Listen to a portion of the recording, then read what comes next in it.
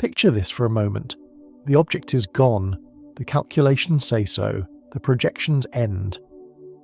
The last faint trace falls off the charts in some quiet control room where the air smells of coffee and cold electronics.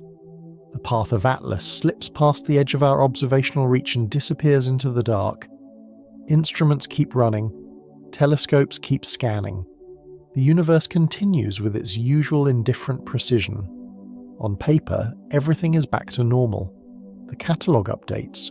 The sky surveys resume their scheduled routines. There are new asteroids to classify, new variable stars to model, new exoplanets to estimate. The world moves on, like it always does, shifting its attention to the next story, the next crisis, the next distraction. But the people who watched Atlas most closely, the ones who spent months tracing its path, analysing its light, sitting awake under the faint glow of monitors at 3 a.m, those people notice something that the models do not capture. The sky doesn't feel the same. Nothing dramatic has changed. The constellations are where they've always been. The Milky Way still pours its pale river from horizon to horizon. The moon follows its cycles. The planets crawl along their ancient lanes. And yet, beneath the familiar geometry, there is a subtle tension, like a room that has just been vacated, where the warmth of a presence still lingers in the air after the footsteps have faded. The silence is different. Before Atlas, the silence of space felt empty, abstract, almost comfortable. It was the background against which humanity projected its myths and questions.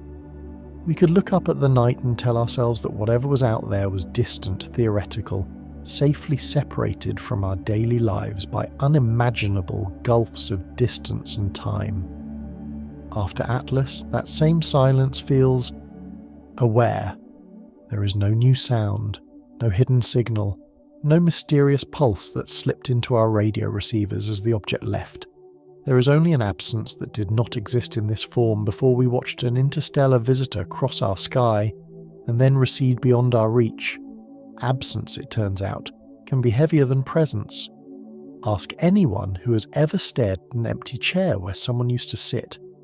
The room is unchanged. The furniture is the same.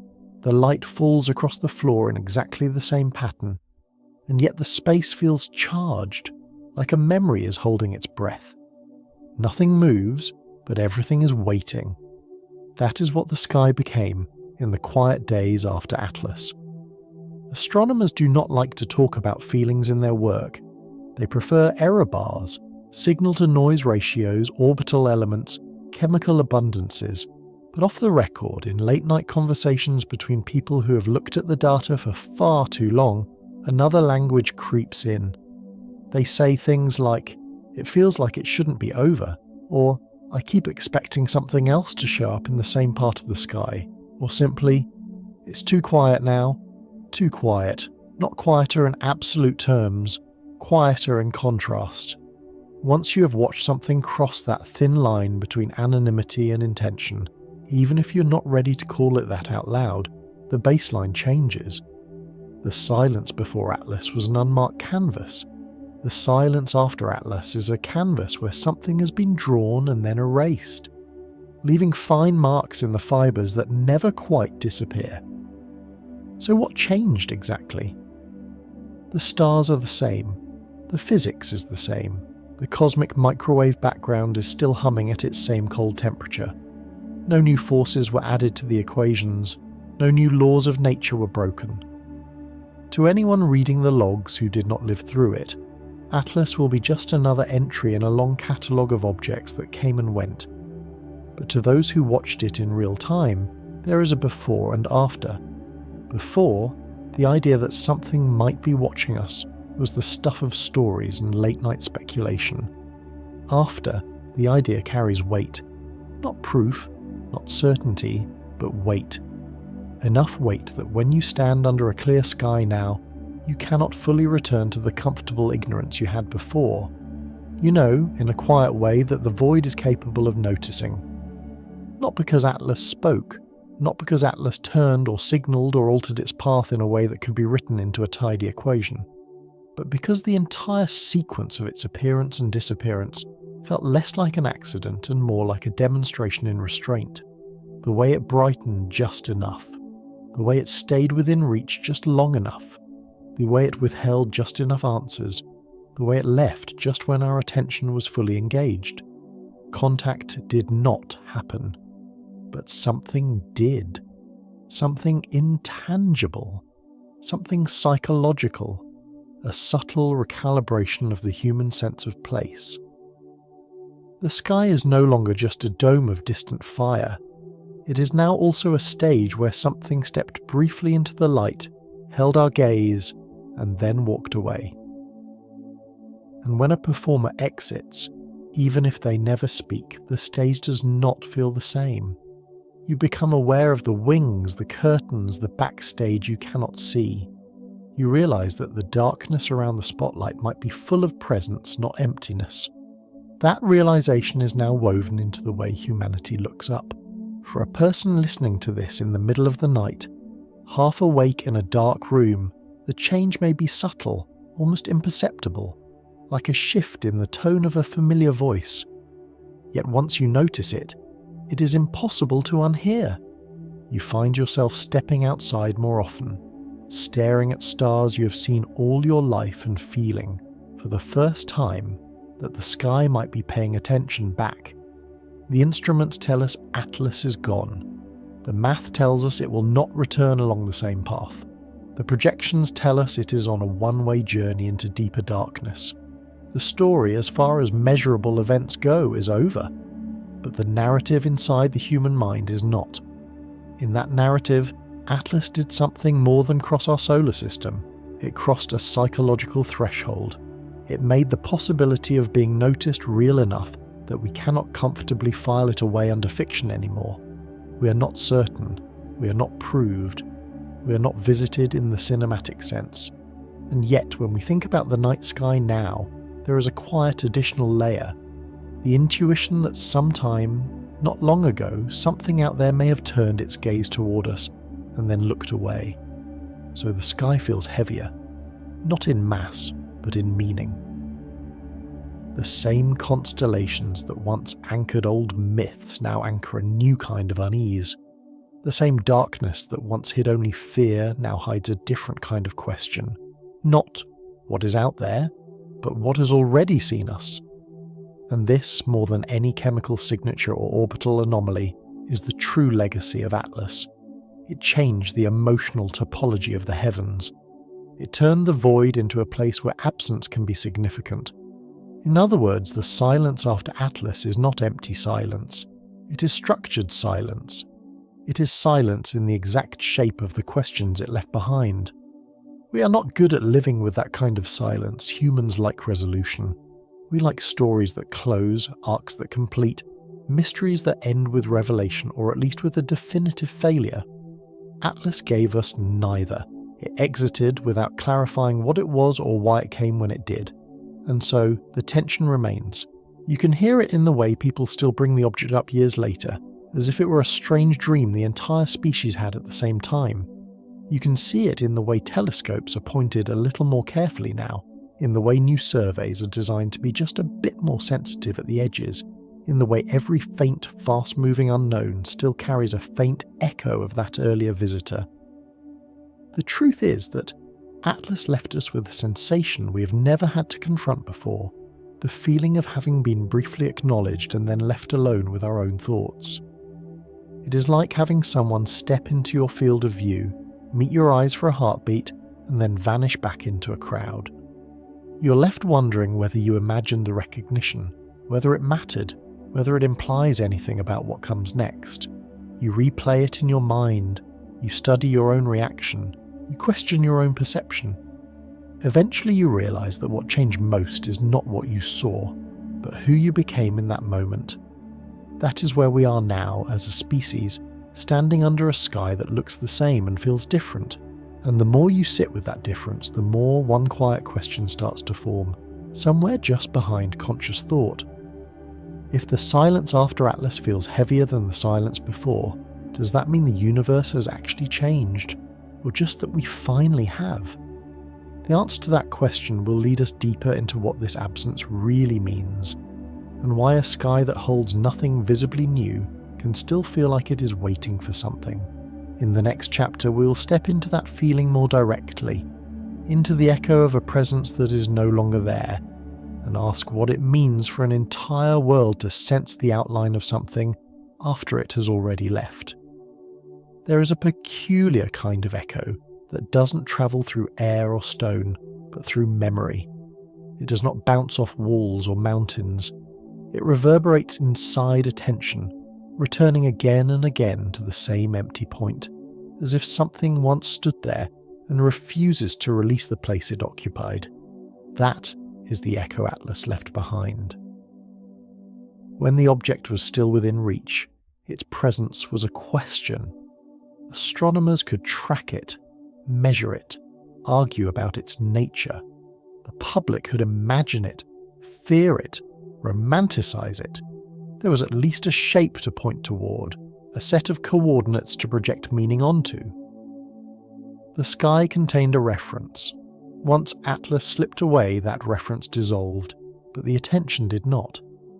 Minds kept returning to the spot where something strange had passed, the way a tongue returns again and again to the space where a missing tooth used to be. There is nothing there anymore, yet the absence keeps announcing itself. The human brain is not built to ignore such imprints. When something enters our perception and then departs without closure, the nervous system treats it as unfinished business. It leaves a cognitive thread dangling, a loop that never quite ties off. We replay it. We re-examine it. We look for patterns around it, even when the object itself is no longer visible. Imagine sitting in a quiet room, working, thinking, barely aware of the background. Then for a brief time someone else enters. They don't speak. They don't touch anything. They simply stand there for a while, sharing the space with you, and then they leave. The room after their departure is physically unchanged, yet the air feels altered, as if it remembers having to accommodate another presence. You become aware of the room in a way you were not before. Its silence becomes charged. Its stillness begins to feel like something intentional rather than incidental. You might even find yourself pausing halfway through a sentence and glancing toward the door as if expecting the figure to return. This is the psychological architecture the sky took on after Atlas. We looked up and, for the first time, the darkness did not feel purely random. It felt curated. Not in the sense that events were obviously orchestrated, but in the sense that the sequence of attention and absence seemed too well paced to dismiss as a simple accident. Appearance, fascination, departure, reflection. A narrative arc without an epilogue. The echo of that arc does not show up on any instrument. You cannot measure it in photons or pass it through spectrographs. It appears only in the way people talk now, in the tone of late-night discussions, in the way science communicators choose their words when they say slowly. Something about that object still bothers me. Because what lingers is not the specifics of the orbit or the catalogue of molecules. Those can be stored, referenced, forgotten until needed. What lingers is the felt sense that, for a brief, improbable window, something from the outside intersected our world with the kind of grace that looked suspiciously like awareness, and then withdrew without explanation. That withdrawal created a hollow in our expectations. We had braced ourselves for a reveal, a discovery, a pattern that would crack open the question of what Atlas truly was. Instead, the object drifted away, leaving us holding a question that no longer has a physical referent, only a memory. So now, when observers stand beneath a clear sky, the empty field above them is not just a scattering of distant lights, it is also the stage from which Atlas exited. Every patch of darkness feels slightly more meaningful, as if it might conceal something waiting for its own carefully chosen moment to become visible. There is a term in psychology for what happens when an expected message never arrives. It is not simply disappointment, it is a particular kind of cognitive strain.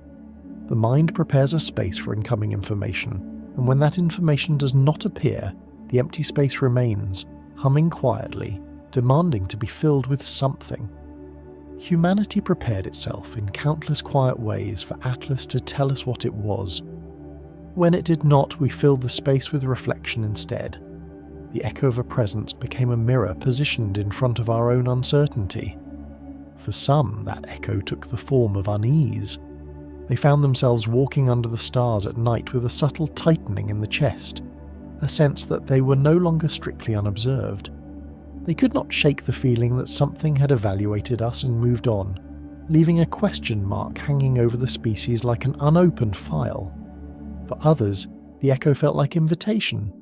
They experienced a deepening of curiosity, a call to know more, to look harder, to design new surveys, build more sensitive instruments, and expand their view to ensure that if another Atlas appears, they will be more ready, more present, more capable of understanding. In both cases, the absence of the object produced a form of presence, the presence of expectation. Expectation is not neutral. It changes behaviour, it changes language, it changes the mood of inquiry. Long after Atlas departed, decisions were still being shaped by the faint gravitational pull of that expectation. Funding proposals referenced interstellar visitors. Telescope schedules made room for fast-moving anomalies. Young scientists chose their fields with one eye on the possibility that they might catch the next one. The sky became a place of waiting. Waiting is rarely discussed in astronomy. We talk instead about observation windows, exposure times, mission durations. But waiting is the underlying state behind all of those. It is what happens inside the human mind between photons. Atlas stretched that waiting into something else. It made the interval between events feel significant, as if the time when nothing was happening on the instruments was actually the time when something was happening to us. Because what do you call it when an entire species feels watched, even after the watcher has passed beyond view? What do you call the lingering awareness that once, briefly, the universe might have turned its attention in our direction and then gone silent again? It is a presence in negative space. Children learn to draw by tracing outlines. They do not initially fill in detail. They mark boundaries. In a similar way, Atlas traced the outline of an interaction and then receded, leaving us staring at the shape it had drawn in our collective imagination. That outline is now embedded in how we interpret the sky.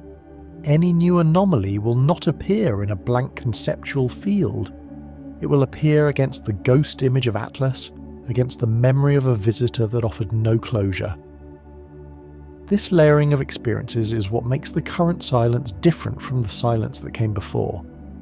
It carries a history, it carries a contour, it carries the emotional residue of an encounter that may or may not have been deliberate, but felt unmistakably, like a demonstration that we're not insulated from the rest of the cosmos by ignorance alone.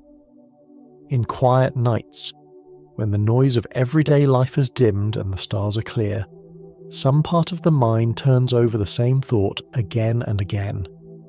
If something out there was capable of planning its own visibility, then it was also capable of planning its own disappearance.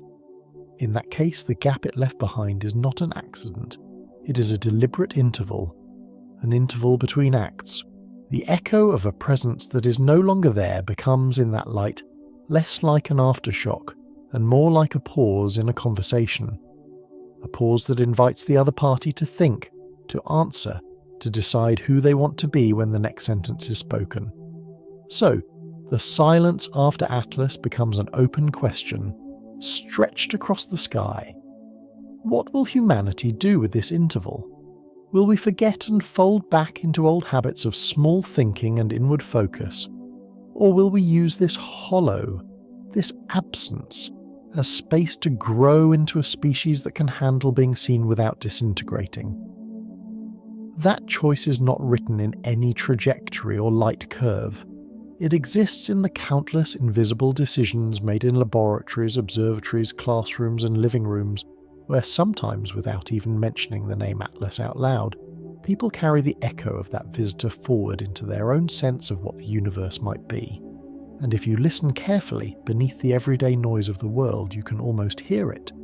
A thin, persistent resonance, not in the air but in thought itself. A sense that something once intersected our reality and left us, not with answers, but with a new kind of silence. A silence that presses gently but firmly against the edges of our understanding. The echo is still fading. Or perhaps it is not fading at all, but deepening, sinking into us, becoming part of the background hum of what it means to be human in a universe where, for a brief moment, we had reason to suspect that the dark between the stars might be paying attention. In the next chapter, we will walk further into that tension and ask why this new silence feels, to many, more unsettling than any direct contact would have been, and what that reveals about the mind of a species standing at the edge of a conversation it is only just beginning to hear. There is a kind of silence that arrives only after something meaningful has departed. It is not the ordinary quiet of an empty room or a calm night. It is a silence shaped by comparison, defined by the memory of a presence that once filled the space. When that presence fades, the silence becomes sharper, more intricate, more resonant than anything that came before. The silence after Atlas was exactly that kind. Not a void, not an emptiness, but a tension, like a breath held for too long. Before Atlas, humanity interpreted the quiet of the cosmos as indifference. The darkness was simply the absence of light. The gaps between stars were simply geometry. If the universe had anything to say, we believed it had chosen not to say it to us. After Atlas, the same quiet took on a new character. It felt purposeful, as though the universe had briefly opened its mouth to speak, then closed it before the first word emerged. We do not fear darkness because it is dark. We fear darkness because it might be hiding something, and we do not fear silence because nothing is said. We fear it because something was almost said. The awareness of that almost is what changed the emotional texture of the sky. For weeks after Atlas disappeared, observers around the world described the same moment, usually late at night, when the world was quiet and their thoughts slowed. They would step outside or glance through a window and find themselves expecting something. Not a return, not a revelation, but a continuation. A sense that the sequence that began with Atlas had not finished its movement. People often underestimate how powerful expectation can be.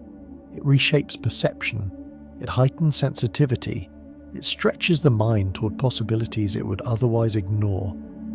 And when expectation is not met, the resulting silence can feel heavier than any sound.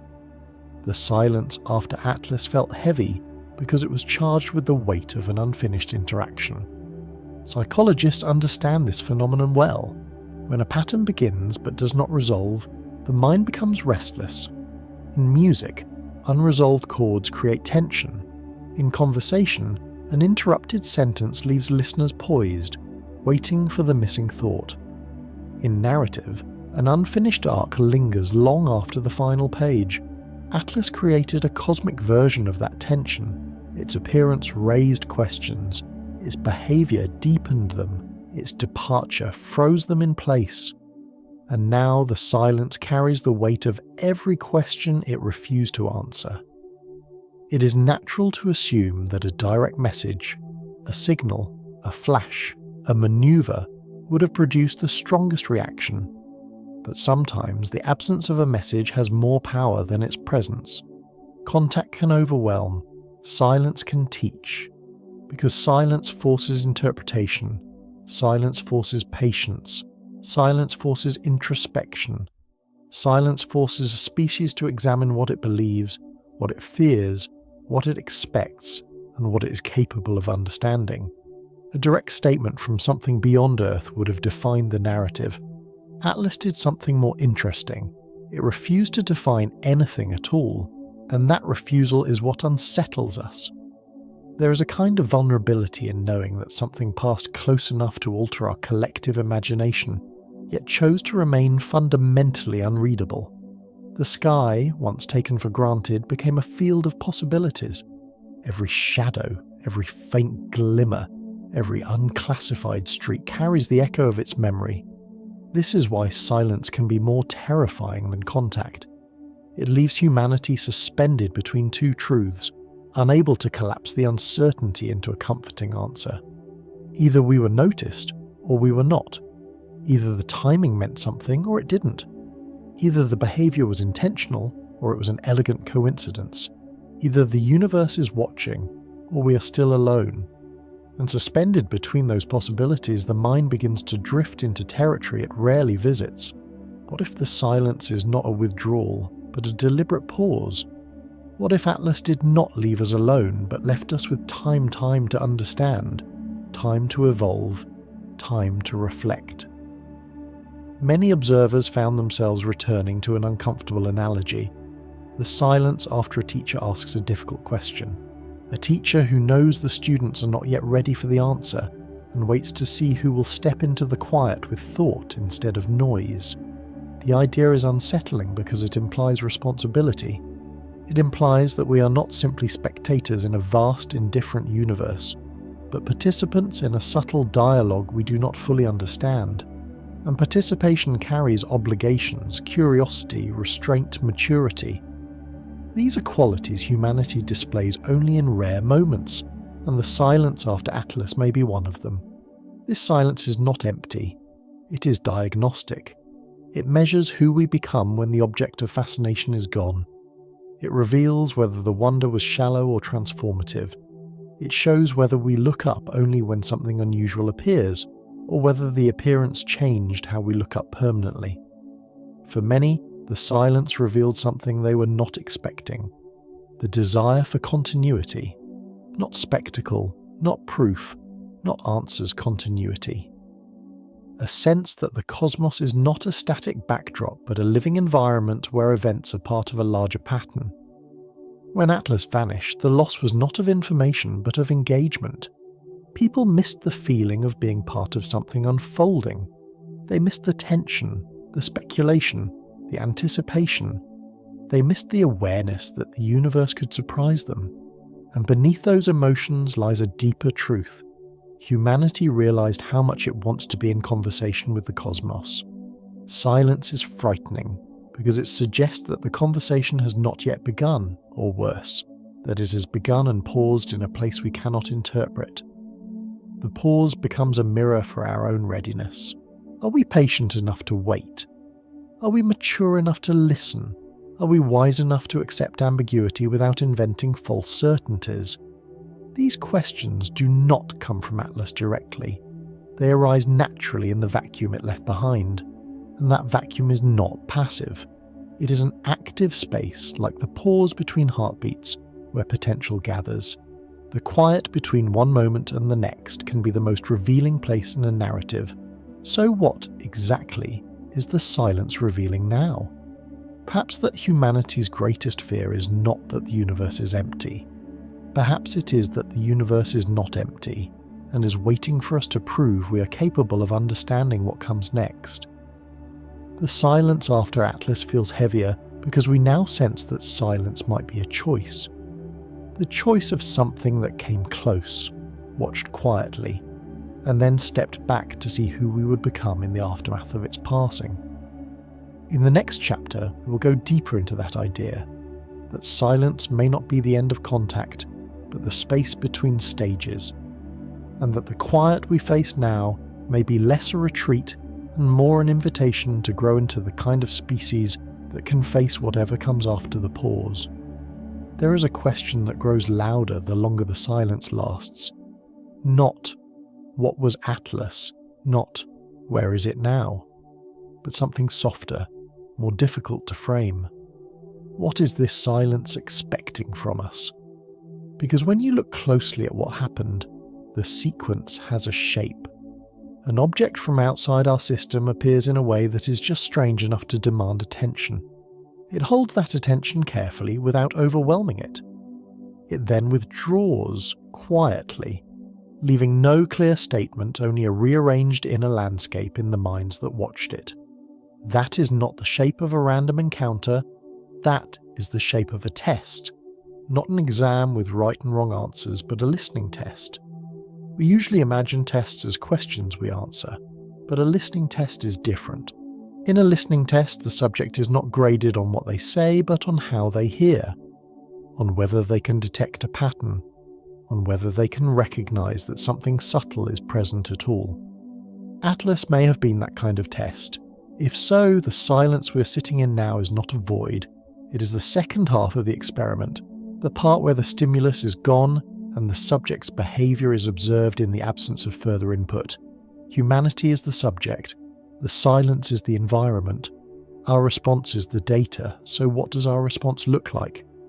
On the surface, life goes on as always. Cities are lit, messages are sent, arguments repeat. But beneath the noise, something has shifted. There is a new layer of awareness humming under the familiar routines, a sense that the universe might be paying attention to how we handle not knowing. We have not received a follow-up signal. We have not seen another object behave the same way. We have not been given confirmation of any kind, and yet instead of collapsing into dismissal, a significant part of humanity has chosen to remain in engagement. Telescopes are upgraded, survey strategies are refined, interstellar visitors are no longer curiosities, they are priorities. The question is still open, and we are still listening. In a listening test, this matters. It shows persistence. Any intelligence designing such a test would look for 3 core traits: sensitivity, stability, and adaptability. Sensitivity is the ability to notice that something unusual happened at all. Stability is the ability to remain calm in the face of that anomaly. Adaptability is the ability to change behavior in response without self-destruction. Atlas revealed our sensitivity. We did not miss it. The silence is revealing our stability and adaptability. We have not forgotten it. We are changing how we look at the sky because of one visitor that did nothing explicitly threatening, nothing overtly communicative, nothing undeniably artificial. That alone is significant. It means that minimal input was enough to alter our trajectory of attention. From an external point of view, this is exactly what you would hope to see in a young species approaching cosmic adolescence. You would not want to crash their worldview with overwhelming contact. You would want to nudge it with a mild but undeniable anomaly, then step back and watch how they reorganize themselves around it. Do they panic? Do they deny? Do they ignore? Or do they recalibrate? Recalibration is what we are watching unfold now. You can see it in the way the word interstellar feels different than it did before. It is no longer just a label for distant distances. It is a category of encounters that might include intent. Every new mention carries a faint echo of Atlas. Every new detection will be met with a deeper readiness. This is how silence shapes a species. Not by filling it with answers, but by giving it a context in which questions become more mature. There is another layer to this, more subtle and more unsettling. Silence is not only a listening test, it is also a responsibility test. It asks, what do you do when no one is telling you what to do? When religions first formed, they were answers to silence. When science took shape, it was another kind of answer to silence. Both are ways of building meaning in a universe that does not explain itself. Atlas complicated that silence. It turned it from impersonal background into something that feels selective, something that might, in some remote, unfathomable way, be aware of us. Now, without further input, humanity faces a choice about how to behave in this new awareness. Do we treat the possibility of being watched as a reason to perform, to pretend, to construct an image? Or do we treat it as a reason to become more honest, more thoughtful, more deliberate about the kind of species we are becoming? In the stillness that follows Atlas, there are signs of both impulses. Some voices rush toward dramatic interpretations, eager to turn the encounter into a story with heroes and villains. Others move in the opposite direction, doubling down on skepticism to protect themselves from the discomfort of uncertainty. Somewhere in between, a quieter movement is taking place. People who accept that they do not know what Atlas was, who it belonged to, or what its presence meant, and yet feel compelled to let that not knowing refine their sense of responsibility. Responsibility to observe more carefully. Responsibility to model more honestly. Responsibility to admit the limits of our understanding without surrendering to ignorance. In that middle space, between fantasy and denial, something rare is forming, a planetary posture of cautious humility. It is fragile. It is incomplete. It is easily drowned out by louder narratives, but it exists, and that existence matters. Because if this truly is a test, it is not a test of cleverness. It is a test of posture. The posture of a species standing under a sky it now suspects is not neutral. The posture of a species that senses it may be under observation and chooses not to hide, not to scream, but to listen more carefully. We often imagine that if the universe is watching us, it is judging our technology, our power, our ability to travel between worlds. But those are secondary. Before any of that, an older intelligence would judge our capacity to exist within uncertainty without turning destructive. The silence after Atlas is the perfect environment to observe that capacity. What do we build in this silence? What do we destroy in it? What stories do we tell ourselves to occupy it? What questions do we dare to keep open inside it? A civilization that rushes to fill the silence with comforting lies fails the test. A civilization that uses the silence as a canvas for hysteria also fails. A civilization that acknowledges the silence, refuses to distort it, and chooses to grow within it, that civilization shows promise. This is why the current quiet feels so dense. It is not just that nothing is happening, it is that everything we do next happens against the backdrop of what already did. Atlas is gone, but its shadow remains. Not a darkening, but an outline. The outline of an encounter that did not quite happen, and might. The outline of a relationship with the universe that did not quite begin, and could. In that outline, humanity can see, if it looks closely, the faint suggestion of what the universe might be waiting for. A species that listens well enough to treat even silence as meaningful, and behaves as though someone might one day answer the questions it forms in that quiet. So when we say that the sky feels different now, we're really saying that we feel different beneath it. The silence is the same, the stars are the same, the physics has not shifted. What has shifted is the way we inhabit the pause between one anomaly and the next. And the longer that pause lasts, the more clearly one thought emerges from the haze of speculation. Perhaps the real test is not whether we can detect what comes next, but whether we can become, in this silence, something worth being detected by. In the next part, we will follow that thought to its logical end, and ask what it would actually mean for humanity to prepare for something that has not announced itself yet, and whether the work we do now in a sky that feels quietly watched is already our first answer. There is a quiet realization that creeps in slowly once the shock of an encounter fades and the silence has had time to settle. At some point, almost without noticing, humanity stops asking, "What was that?" and starts asking, "What do we do now that it happened?" With Atlas, that shift is subtle but profound. We can no longer honestly pretend that the sky is only a backdrop. We cannot unsee the fact that something from outside the solar system traced a path through our awareness in a way that seemed almost tuned to our current abilities. The data may be archived, the object may be gone, but the question of preparation remains.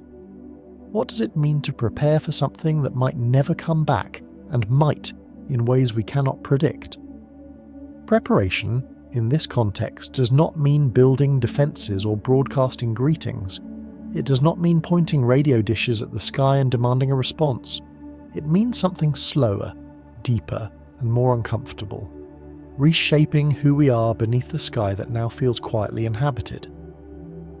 The first layer of that preparation is technical.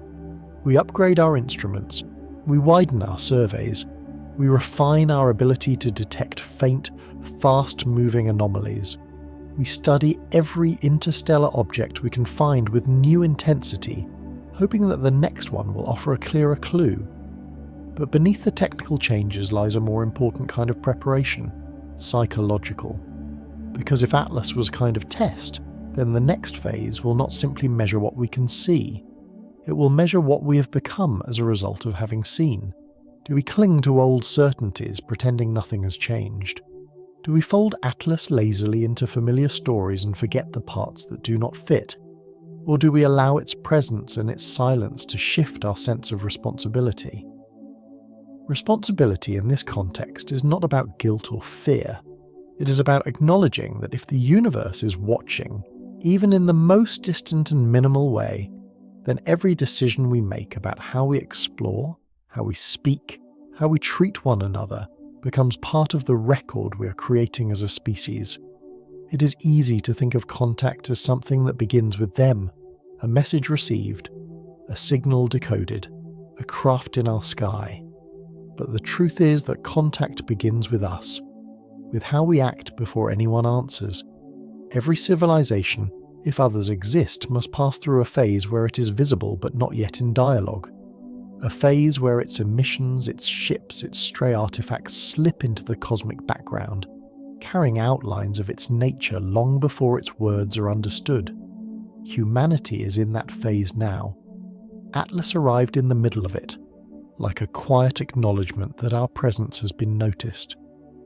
If that is true, then the silence after Atlas is more than a pause. It is an opportunity, a period in which we are watched without being interrupted, observed without being directed. A kind of grace period where we are free to decide what kind of species we intend to be, when and if the universe chooses to speak more clearly. So what does preparation look like under that kind of sky? It looks like taking our own behaviour seriously, even when no one is visibly responding. It looks like refining our science so that we do not embarrass ourselves with lazy thinking in the face of anomalies. It looks like building cultures that can handle uncertainty without collapsing into fear or fantasy. Imagine for a moment that somewhere far from here there exists an older civilization, one that has watched many young species rise and fall. It has seen worlds burn themselves out, civilizations implode under the weight of their own tools, minds fold inward under fear of the unknown. If such an intelligence were observing us, what would it look for to decide whether we are worth investing its attention in? Not our weapons, not our economies, not our entertainment. It would look for our relationship to the unknown. Do we treat the unknown as a space to dominate with stories, or as a space to approach with discipline and humility?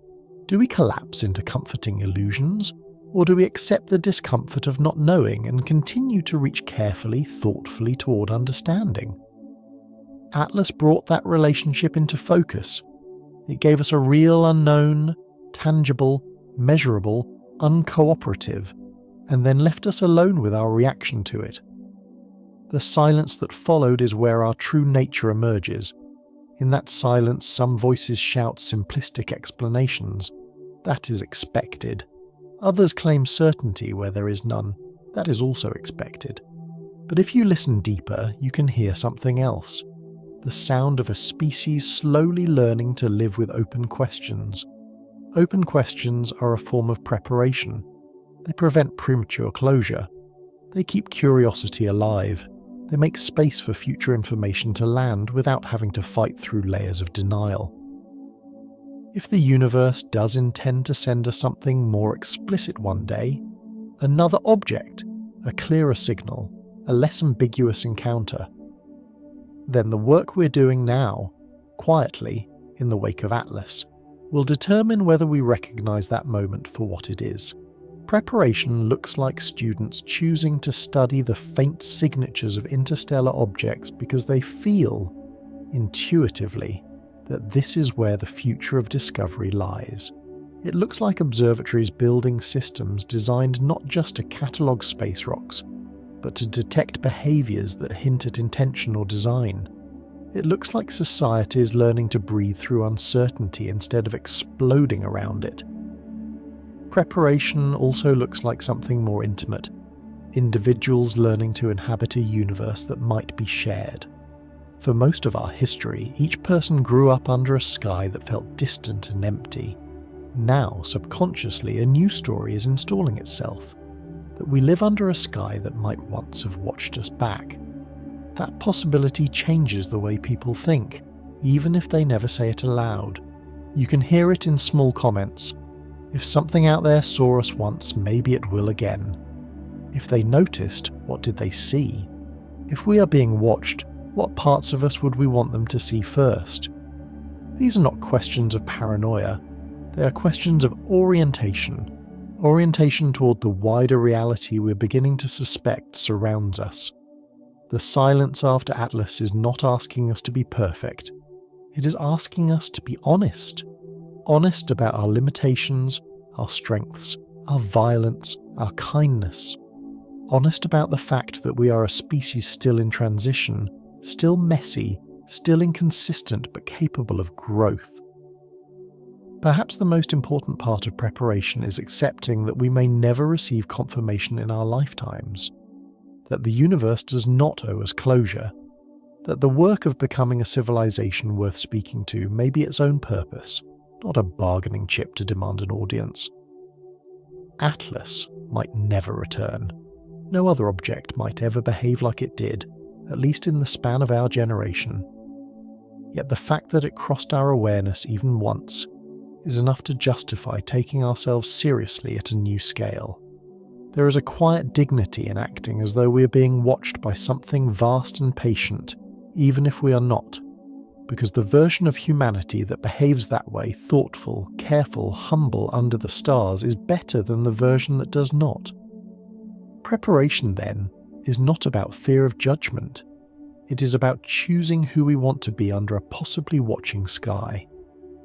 The silence after Atlas gives us time to refine our tools, time to organize our gaze, time to teach new generations a different way of looking up. One day, another object may appear, or a signal may rise out of the noise, or nothing may happen at all. But when we get there, wherever there is, we will bring into that moment all the work we did in the quiet years when nothing seemed to be happening on the surface, but everything was happening inside us. And that is the deepest preparation of all, allowing an encounter that left no message to change us anyway. In the next part, we will explore what it means to live as though this silence is not an absence, but a waiting room, a place where we are not simply left behind, but given the time and space to become ready for possibilities we can barely imagine yet, under a sky that no longer feels indifferent. There is a strange truth about waiting rooms. They feel different when you know someone will eventually return. Even if you do not know when, even if you do not know who, the knowledge of an expected return changes the air. It gives the empty chair a meaning. It gives the silence a shape. That is what the post-Atlas sky has become for many people, a waiting room. Not in the sense of suspension or paralysis, but in the sense of quiet readiness. A place where something could happen again, and where the mind, consciously or not, prepares itself for that possibility. This readiness is subtle. It doesn't show up in public statements or headlines. It shows up in smaller, more personal ways. A person lingers a moment longer at their window before lowering the blinds. A researcher sits in an observatory control room after their shift has ended, staring at the screen as if expecting a new trace to appear. A child asks their parent whether the visitor might come back someday, and the parent pauses longer than they used to before answering. No one wants to name it directly because naming it feels like tempting fate, and yet the feeling spreads, a soft, shared expectancy that something in the universe shifted when Atlas passed through our awareness, and that we have stepped quietly into a new chapter of our relationship with the unknown. This readiness is not optimism. It is not fear. It is a form of attention. attention sharpened by the knowledge that the universe is capable of surprising us in ways that intersect not just with our instruments, but with our imagination. For centuries, the night sky taught us a single idea: the cosmos does not change quickly.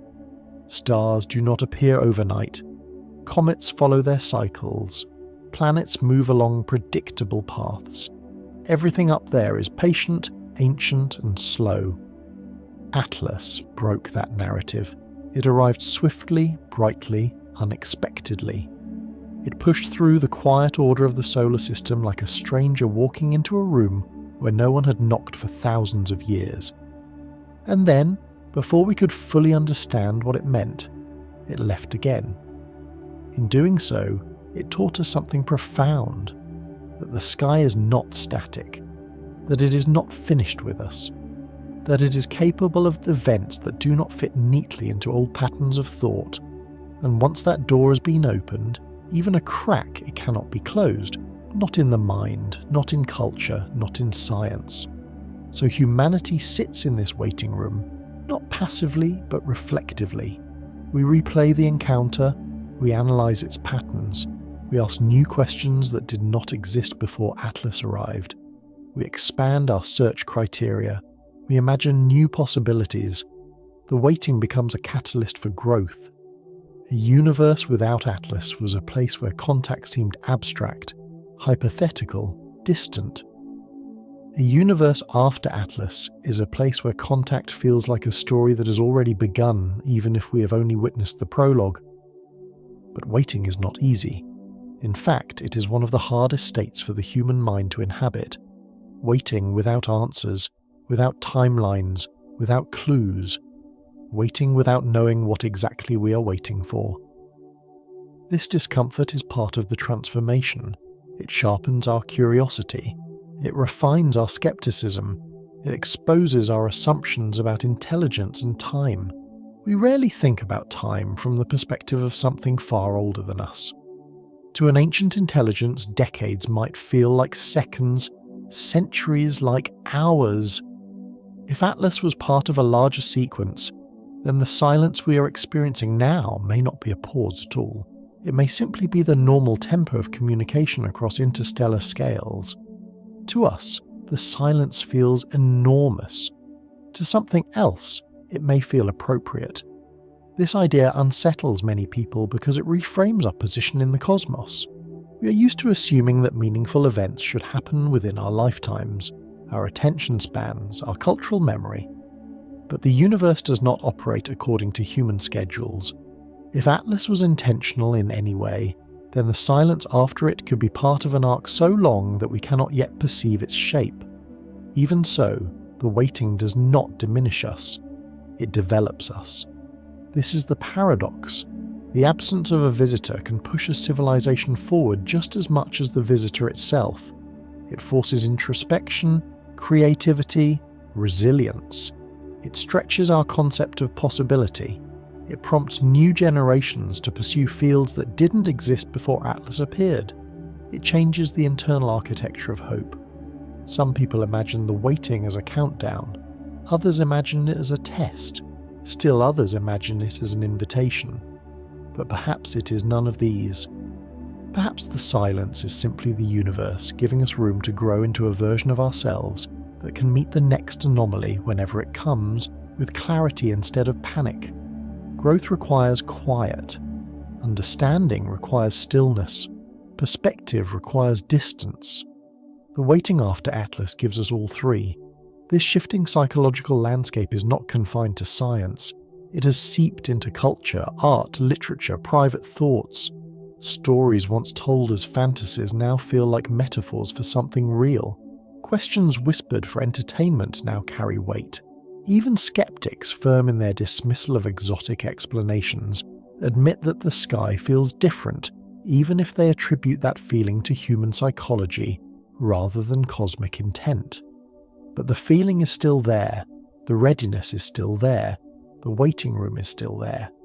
And within that waiting room, humanity is slowly learning a new posture.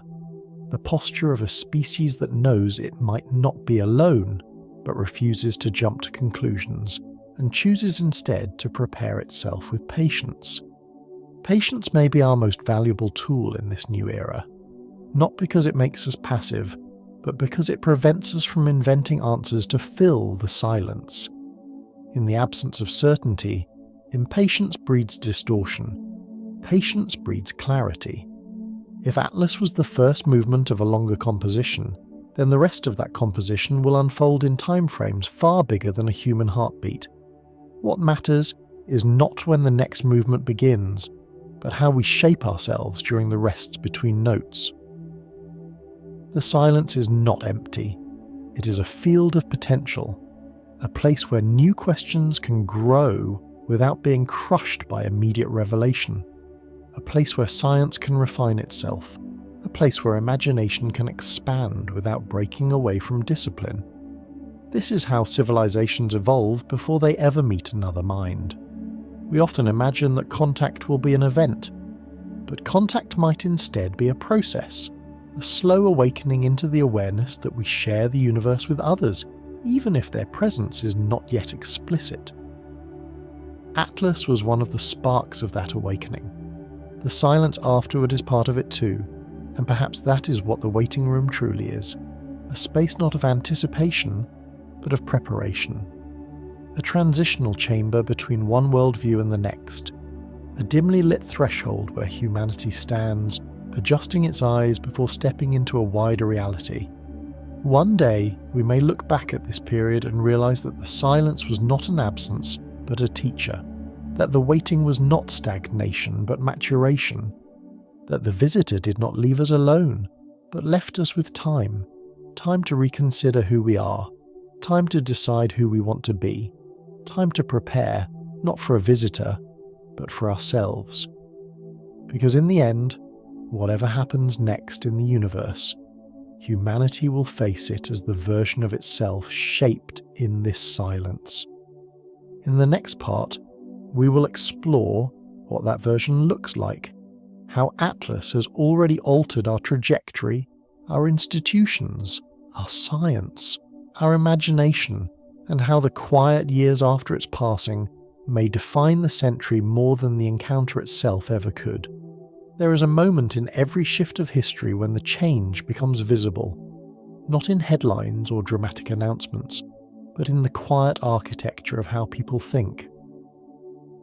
The transformation begins subtly, in the way questions are framed, in the tone of late-night discussions, in the priorities of the young scientists choosing fields they had never considered before. By the time anyone realizes something has changed, the shift is already permanent. The age after Atlas is exactly that kind of moment. When the object first appeared, the world reacted with fascination. When it left, the world reacted with silence. But now, in the long period that follows, something deeper is happening, something cultural, scientific, and psychological. The encounter is no longer an event, it is a lens, a way through which people now view everything else. The most obvious transformation is in science. Before Atlas, interstellar studies were a niche field, a curiosity, a region of the map labelled interesting but rare. The number of detected interstellar objects could be counted on one hand. The community studying them was small, often underfunded, and treated with the same polite tolerance given to people who love puzzles with too few pieces. After Atlas, this changed decisively. No one calls the field niche anymore. No one assumes anomalies will be boring. No one believes the sky is too static to surprise us. In universities, students who once dreamed of exoplanets or cosmology now choose to specialize in interstellar dynamics, anomalous object tracking, and the psychology of extraterrestrial encounter perception. Observatories allocate precious time to sky surveys not because they expect Atlas to return, but because they understand that something else might appear someday, and this time they want to be ready. There is a sharpening of purpose, a subtle seriousness, a quiet understanding that the next anomaly could arrive without warning, and that the key to recognizing it lies in building the right habits now. But scientific shifts are only the outer layer. Something more interesting is unfolding in the public imagination. People speak about the cosmos differently, with a kind of emotional precision that did not exist before. The old ways of talking, mythic, dramatic, heroic, have softened. In their place is a tone closer to reverence but not religious, closer to caution but not fear, closer to longing but not desperation. Atlas changed the emotional vocabulary of the sky. It taught people to sit with the unknown instead of trying to force it into the nearest available story. It taught people to wait without rushing into fantasies, to imagine without detaching from reality. This is not a small change. It reflects a society learning slowly to respect mystery as something alive rather than something to fill with noise. Writers describe the night as attentive. Artists paint the sky as if there is a presence just beyond the edge of vision. Musicians weave long, suspended chords that never fully resolve, mimicking the emotional afterglow of the encounter. It is as if Atlas left a fingerprint on the collective unconscious, a subtle texture that shapes how humanity imagines itself in relation to the wider cosmos. And then there is the most intimate transformation of all, the quiet shift inside individual people. There are those who used to avoid the night because it felt empty. Now they find comfort in the new silence, sensing that emptiness is no longer the whole truth. There are those who never cared for astronomy or science, yet now they find themselves reading articles at midnight, tracing the arc of Atlas across diagrams they barely understand, simply because something in them wants to stay connected to the story. Even skeptics, who insist that Atlas was nothing more than a strange rock, speak with a tone that suggests they know the conversation has changed, even if they refuse to admit it aloud. Because the truth is that Atlas did not just introduce a new object into our catalogue, it introduced a new possibility into our minds, and possibilities once introduced cannot be undone. But perhaps the most profound transformation is happening at an institutional level. Space agencies, governments, private observatories, and academic consortia are rethinking their frameworks, not out of fear, and not because they expect an imminent event, but because the presence of Atlas revealed a blind spot. We were prepared for the universe we imagined. We were not prepared for the universe that actually exists. In response, new policies are emerging. International agreements about how to classify anomalies, scientific networks devoted to rapid data sharing, ethical debates about whether humanity should ever send a direct message to an unknown object again, or whether silence might sometimes be the wiser posture. These discussions may not make headlines, but they are reshaping the foundation upon which future generations will build their understanding of contact. Not dramatic contact, not cinematic visions of ships descending, but the quiet, complex, long-term contact that happens when information, behaviour, and presence intersect across astronomical distances. If Atlas was the first step in that relationship, then the structures we are building now are humanity's side of the bridge, a bridge that may one day matter far more than the moment that inspired it. And yet, for all these external changes, the most important transformation is internal. Humanity is beginning to think of itself as a participant in a larger reality, not merely a spectator. This shift does not come all at once. It arrives in small realizations layered over time, such as the realization that the solar system is not a closed environment, the realization that interstellar objects can arrive without warning, the realization that silence can be purposeful, the realization that our place in the universe is not fixed but dynamic. These realizations accumulate until a threshold is crossed, quietly, almost imperceptibly, where the species, as a whole, begins to behave less like an isolated organism and more like one node in a wider network of existence. This mindset is subtle but powerful. It alters policy, it alters science, it alters art, it alters the way people talk about the future. Before Atlas, the future felt like a story we wrote alone. After Atlas, the future feels like a story we might one day co-author. This alone marks a profound shift in identity. humanity has begun to imagine itself not just as the inheritor of Earth, but as a potential participant in a cosmic ecosystem we barely understand. This imagination is grounded, cautious, disciplined, not the wild speculation of past decades. It feels older, more serious, as though Atlas aged us collectively, not by years, but by perspective. And yet, in all of this growth, there is still one unanswered question hovering in the background. Why did the silence deepen after Atlas left? Why does the sky feel heavier now, even though nothing visible has changed? As the transformations ripple through culture and science, that question becomes more important, not because it demands a definitive answer, but because it shapes the trajectory of our development. If the silence is simply absence, then we move forward with caution. If the silence is potential, then we move forward with purpose.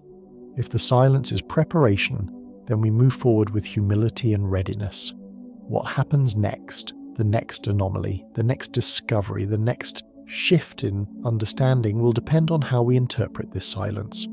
Not as a void, not as a rejection, but as a space where the universe might be waiting for us to grow into the next step.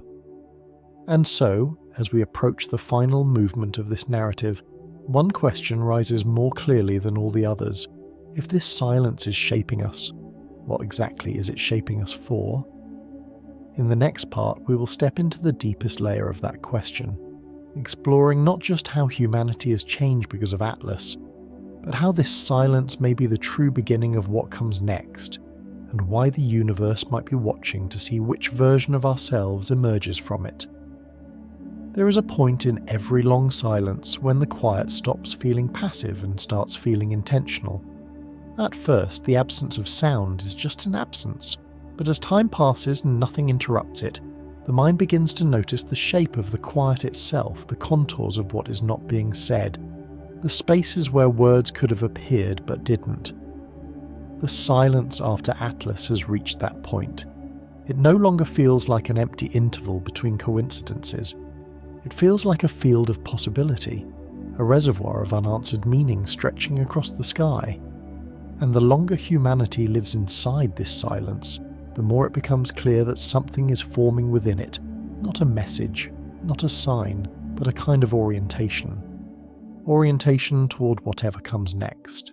This is not a prediction of return. It is not a hint that Atlas will reappear or that something else is on its way. It is a recognition that silence can be preparatory.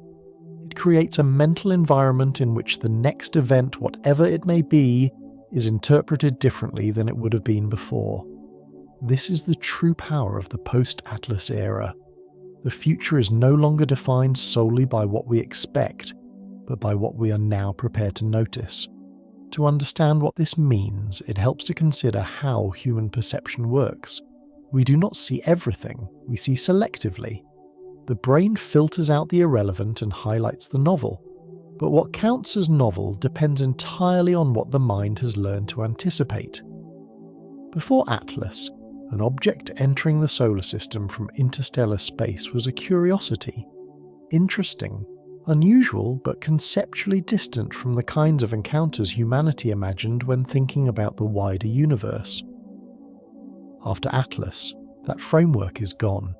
Interstellar visitors are now part of our lived experience. They are not theoretical, they are historical. And history reshapes expectation.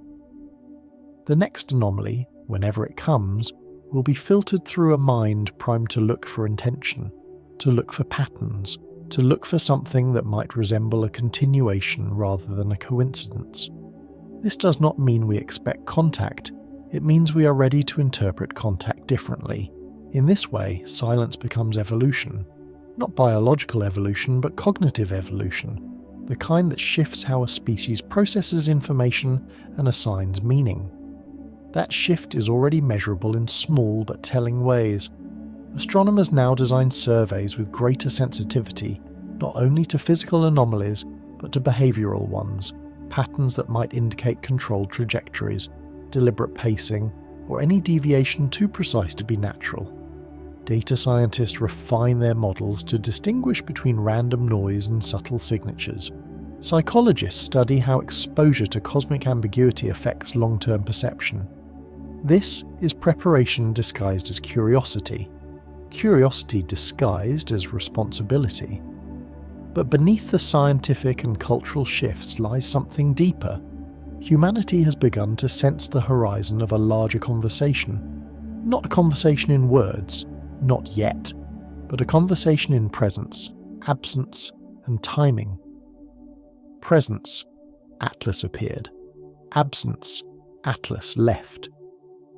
Timing, Atlas arrived when humanity was finally able to detect it. When these three elements align, silence becomes loaded. It suggests that the silence itself is a part of the sequence. The universe has patterns we do not yet recognize, cycles we do not yet comprehend, timelines that stretch far beyond our lifetimes. If Atlas was part of such a pattern, then the silence after it may not be a pause. It may be the pattern's natural progression, an interval built into the structure of the event. Consider the way a musician composes a piece.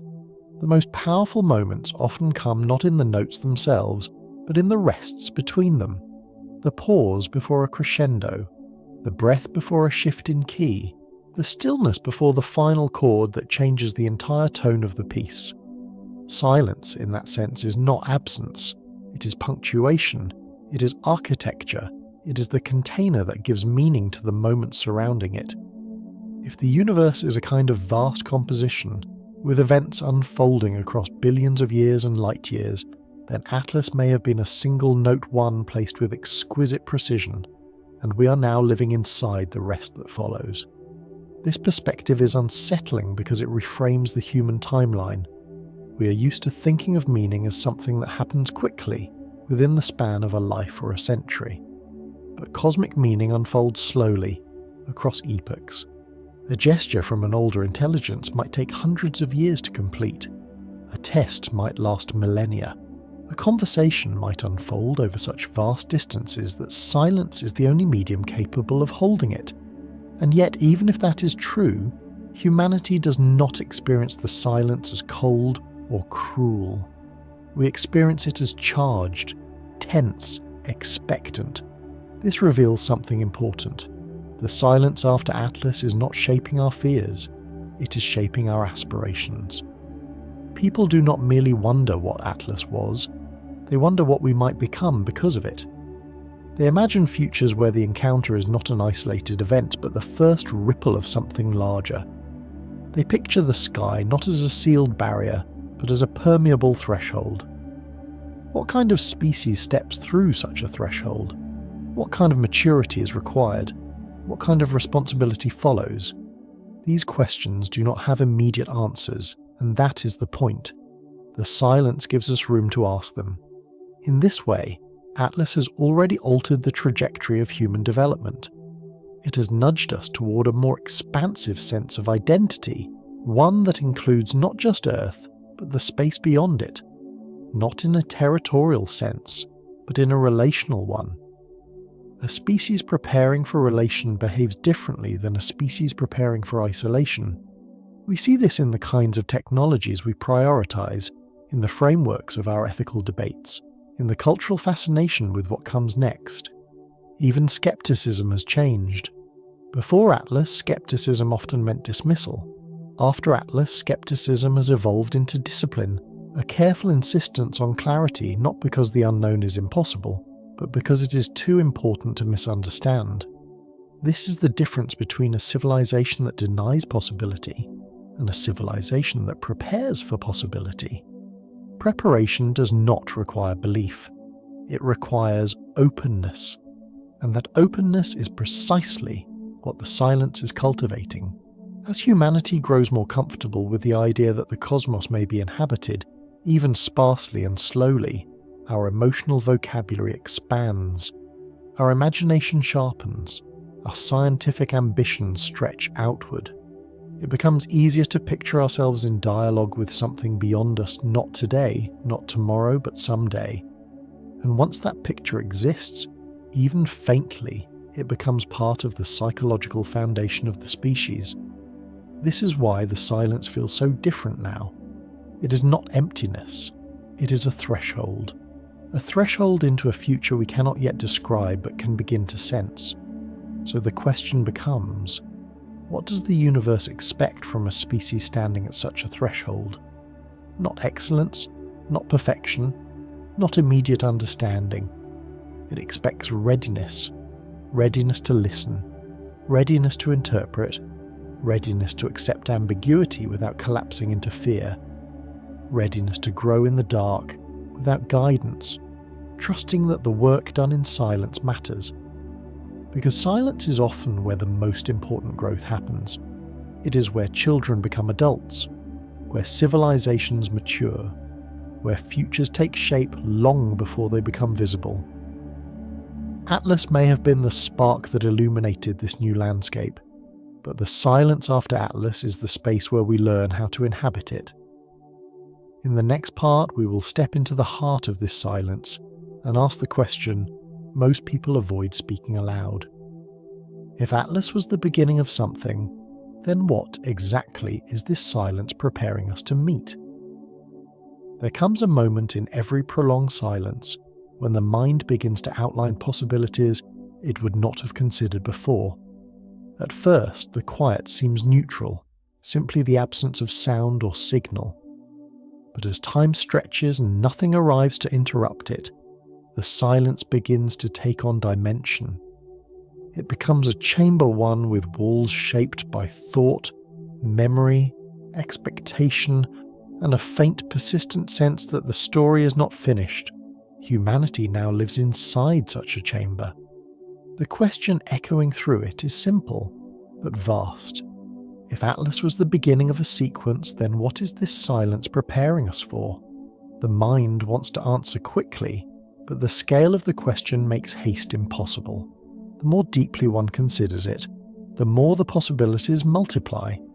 Some are grounded in physics, some are shaped by psychology, some are born from cultural instinct. Yet all of them point toward a single truth.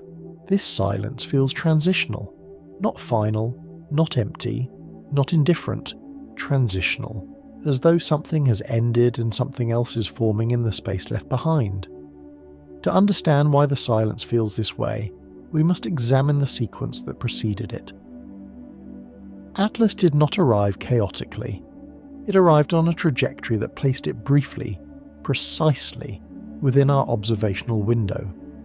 It behaved in ways subtle enough to be disputed but consistent enough to provoke global attention. Its chemistry raised questions, its brightness patterns teased interpretation, its passage left more structure in its wake than randomness would predict. Then, once the world reached peak engagement, once we were aware, mobilized, aligned in curiosity, it exited the stage. This rhythm is recognizable. It is the rhythm of a signal whose purpose is not communication, but calibration. Calibration requires 3 steps: contact, withdrawal, observation. Humanity experienced the first 2, the third may be ongoing, but calibration is only ever the first phase of a larger process. It is not the goal, it is preparation for what comes next. So what might come next? There are several possibilities, and though none can be confirmed, each reveals a different facet of humanity's shifting posture under this new sky. The first possibility is the simplest, that Atlas was a probe. Not a vessel, not a messenger, not diplomat, just a probe, a quiet instrument designed to observe how a young civilization reacts to ambiguity. A probe does not report back immediately.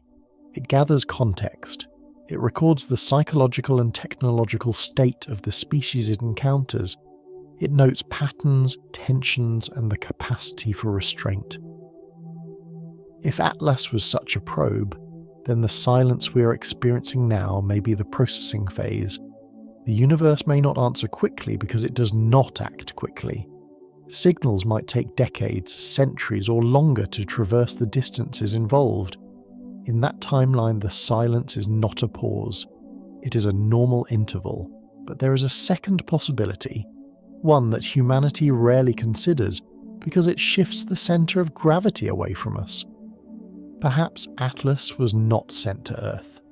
Perhaps it was passing through the solar system for reasons unrelated to us, and the silence after it is simply the silence of a universe with its own priorities. This possibility, paradoxically, is just as humbling. It suggests that not all anomalies are invitations. Some are glimpses into a system of interactions far larger than our little corner of space. If that is the case, the silence after Atlas is an opportunity for humanity to understand that we are not automatically the focal point of cosmic events. We are observers of a story much older than we are, and our role in it, if we ever have one, will not be assigned by our expectations. The third possibility is the most unsettling, that Atlas was intentional but incomplete. Not a probe, not an accident, but the first piece of a multi-step process, a reconnaissance phase, a mapping phase, a soft introduction, a moment designed to anchor our awareness so that the next event, whenever it comes, lands in a prepared mind. If this is true, then the silence now is the gestation period of meaning, a deliberate gap between the first movement and the second. Older intelligence, if such exist, would understand that too much information given too quickly destabilizes a young species. They would know that humans need time to absorb what they see, to adapt their worldview, to recalibrate their expectations. Silence, then, would be a gift, a mercy, a buffer. But there is a fourth possibility, one that feels less like science and more like psychology. Perhaps the silence is not about the universe at all. Perhaps it is about us. Atlas may have changed the way we listen. It may have awakened a sensitivity that was dormant before, tuning the global mind to frequencies of meaning that extend beyond our traditional frameworks. In this possibility, the silence is not a prelude to contact or evidence of disinterest. It is a training ground, a place where humanity learns to interpret its own reactions, confront its own assumptions, and develop the intellectual and emotional resilience required for any future interaction, whether with another intelligence or with the vast unknown itself. The silence becomes a mirror, a practice environment, a test of patience, discipline, and imagination. Whatever the true explanation, all these possibilities converge on a single outcome.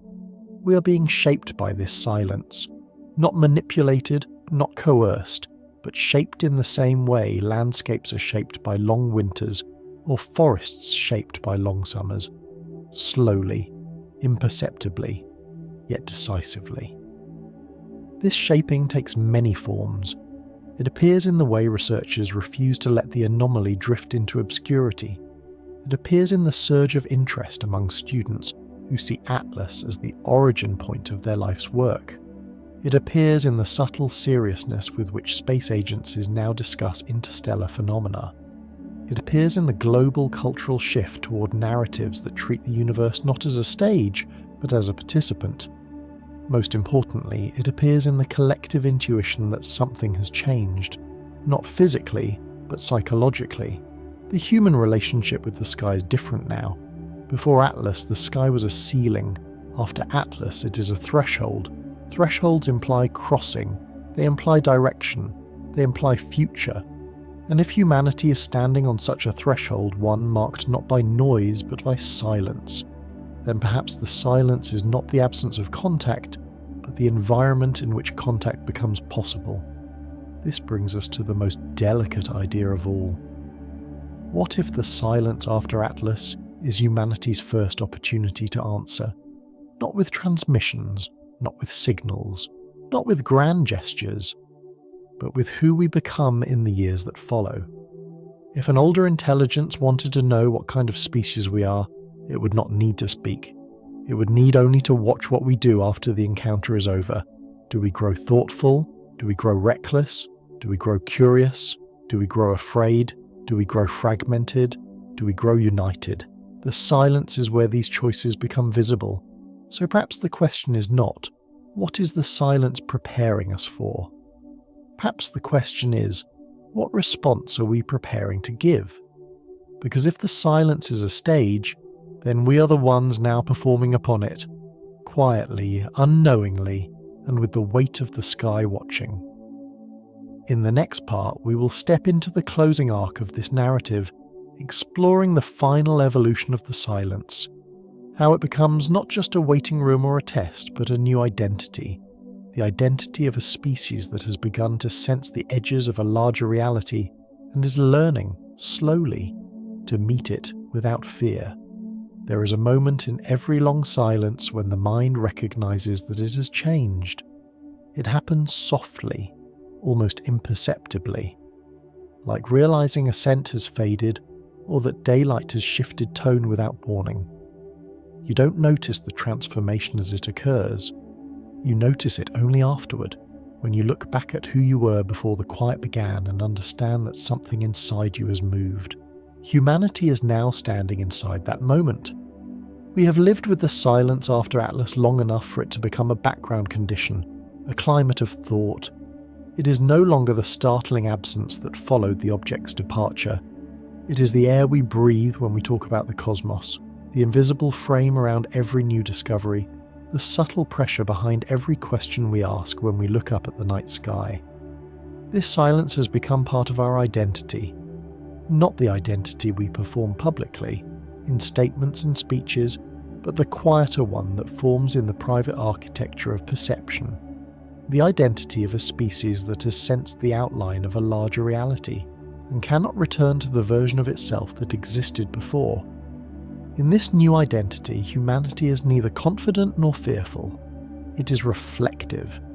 This reflection shows up everywhere once you know where to look.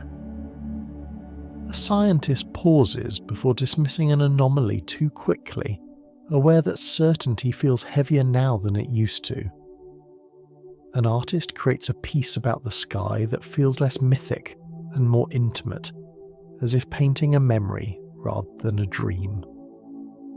A parent watching the stars with their child chooses their words more carefully, sensing the weight of possibility in the child's question, "Do you think it saw us?" These moments are small, but together they form a shift. Humanity behaves as though it has stepped into a larger room. In this larger room, the cosmos is no longer a distant spectacle. It is a presence, not a speaking presence, not an intervening one, but a presence that shapes us simply by being acknowledged. This is a subtle form of contact without communication, influence without instruction. Atlas may have been the catalyst, but the transformation belongs to us. The silence afterward did not diminish the significance of the encounter. It amplified it. It gave the mind room to expand around the experience, to grow into the scale of what it had seen. It gave civilization time to adjust its posture, to shift from reaction to contemplation, from curiosity to readiness. This readiness is not about expecting Atlas to return. It's about understanding that we live in a universe where something like Atlas can appear, and that our worldview must be wide enough to hold that truth. With this understanding comes a new emotional landscape. Before Atlas, the unknown inspired stories of fear or fantasy.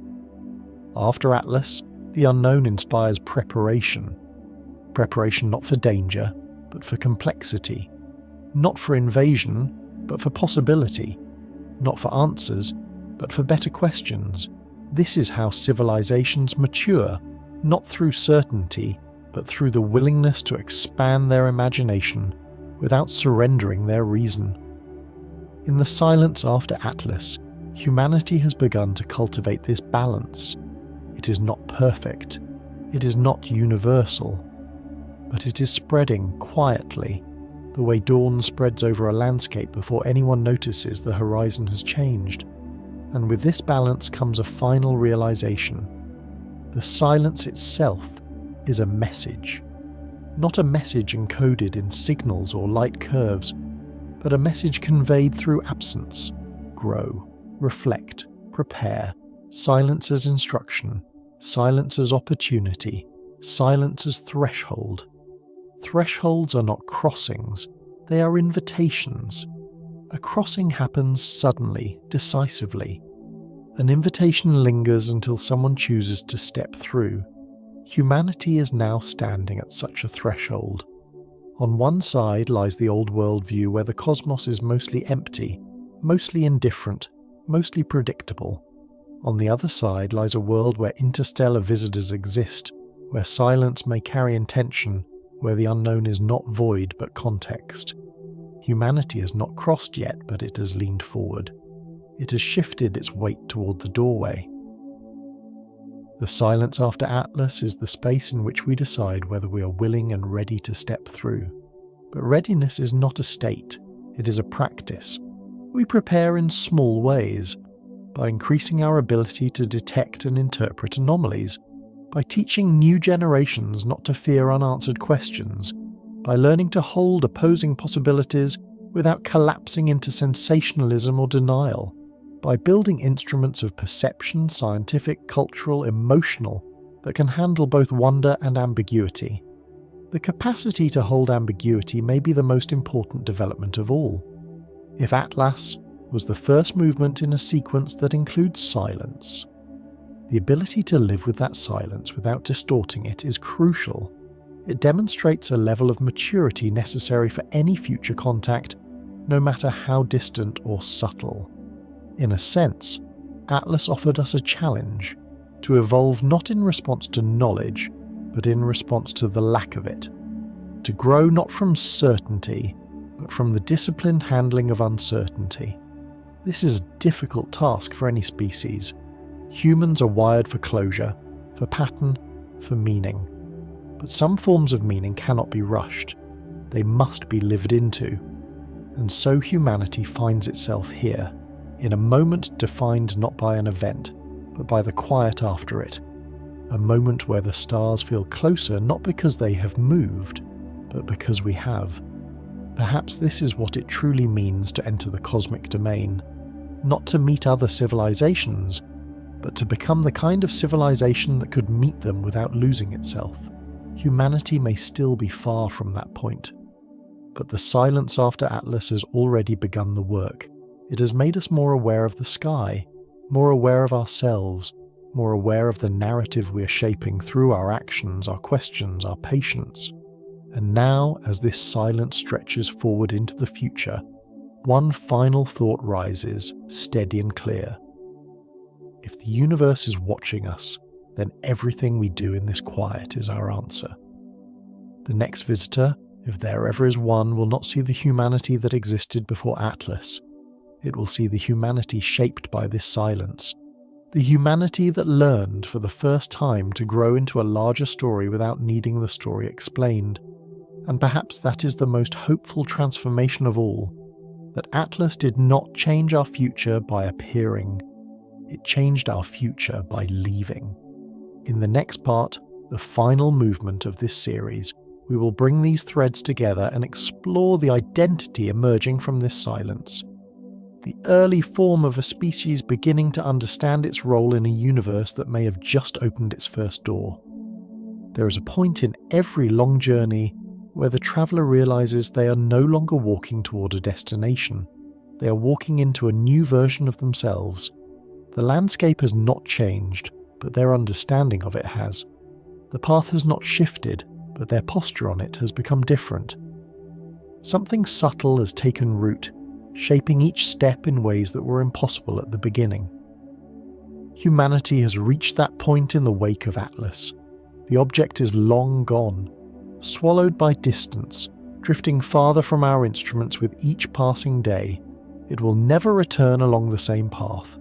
It left no message, no traceable intention, no definitive proof that it was anything more than an extraordinary natural visitor.